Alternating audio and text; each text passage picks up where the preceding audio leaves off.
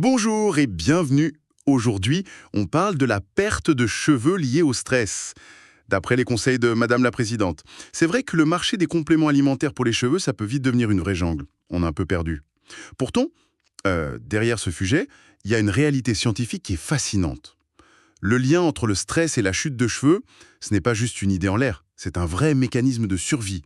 Quand le corps sent une menace, il va rediriger son énergie.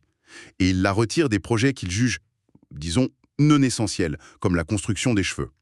C'est un peu comme s'il disait aux follicules « Attention, on est en crise, mettez la production en pause ». Pour explorer ce phénomène de plus près, nous accueillons aujourd'hui une invitée qui a vécu cette expérience personnellement. Alors, à quel moment est-ce que vous avez réalisé que quelque chose n'allait pas? Pour être honnête, c'était assez brutal.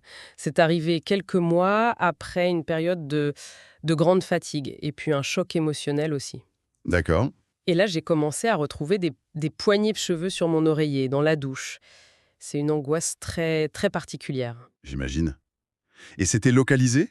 Non, justement, ce n'était pas une zone précise, mais une chute vraiment diffuse, partout sur la tête. J'avais l'impression que ma chevelure avait perdu la moitié de sa densité en seulement quelques semaines. Ah oui, quand même. Au-delà de cette chute, comment est-ce que ce stress se manifestait chez vous? Et quel a été l'impact sur votre morale? Le stress, en fait, c'était devenu une sorte de bruit de fond permanent. Je dormais très mal, j'étais irritable. Et le fait de voir mes cheveux tomber, ça aggravait tout. Oui, ça a dû créer un cercle vicieux. Le terrible andrinien, j'étais stressée, donc je perdais mes cheveux, et la perte de mes cheveux me stressait encore plus. Chaque fois que je passais la main dans mes cheveux, mon cœur s'emballait. L'impact sur l'estime de soi est dévastateur. Je comprends. C'est un rappel visible, quotidien, que quelque chose ne va pas à l'intérieur, quoi. Ce que vous décrivez sur ce rappel visible, c'est c'est tellement puissant. Et ça illustre parfaitement la science derrière ce phénomène qu'on appelle l'effluvium télogène. Ah oui. Oui, c'est littéralement le corps qui exprime physiquement un choc interne. Vous parlez d'un cercle vicieux, et c'est vraiment le cœur du problème. Comment avez-vous réussi à briser cette boucle infernale? Quel a été le tout premier pas, même un tout petit, pour essayer de reprendre le contrôle? Le premier pas, ça a été d'accepter que je ne pouvais pas régler le problème uniquement avec un shampoing. Il fallait, D'accord. il fallait une approche globale. En commençant par la source, le stress. J'ai donc commencé des exercices de respiration très simples, juste quelques minutes par jour, pour forcer mon système nerveux à se calmer un peu. Et ensuite? Ensuite, j'ai totalement revu ma routine de soie. Fini les appareils chauffants, les produits trop agressifs. J'ai commencé à masser mon cuir chevelu tous les soirs et j'ai fait une refonte complète de mon alimentation. C'est très intéressant ça. Vous avez mentionné les massages du cuir chevelu. C'était juste pour le bien-être ou est-ce que vous avez senti un vrai bénéfice physiologique? Au début, honnêtement, c'était pour me détendre.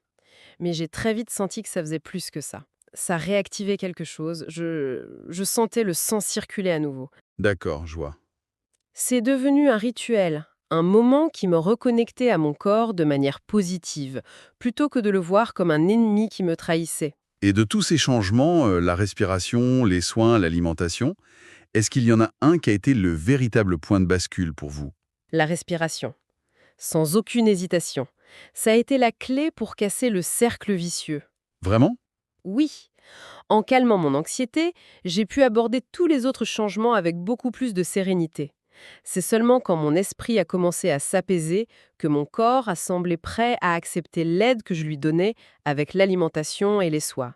Merci infiniment, c'est un témoignage vraiment précieux. Ce que votre parcours met en lumière est fondamental. On pourrait dire que tout se joue sur trois grands axes, mais surtout dans un ordre précis. Le point clé, ce n'est pas juste de faire ces trois choses, mais de comprendre qu'elles forment une séquence. On ne peut pas surnourrir un corps qui est en état d'alerte permanent. D'abord, il faut apaiser le mental. C'est la priorité numéro 1. La méditation, la respiration, une activité qui fait du bien, c'est ça qui permet de rouvrir les voies que le stress avait fermées. Ensuite vient le soin extérieur. Une fois le terrain apaisé, une routine douce avec des massages, des soins enrichis, on pense par exemple à la biotine ou à la kératine, ça peut vraiment aider à relancer la machine. Et enfin, nourrir de l'intérieur. C'est là que l'alimentation équilibrée devient cruciale. Les protéines pour fabriquer la kératine, des minéraux comme le zinc et le fer, des oméga-3, des vitamines du groupe B. Des compléments alimentaires ciblés peuvent être un soutien précieux à cette étape pour redonner vitalité et nutrition. Ce qu'il faut retenir, c'est que la perte de cheveux liée au stress est le plus souvent réversible. Prendre soin de son bien-être général, ce n'est pas un détail, c'est la fondation de tout le reste. Et si cette expérience, aussi difficile soit-elle, était finalement une invitation à réaligner notre rythme de vie avec les besoins réels de notre corps.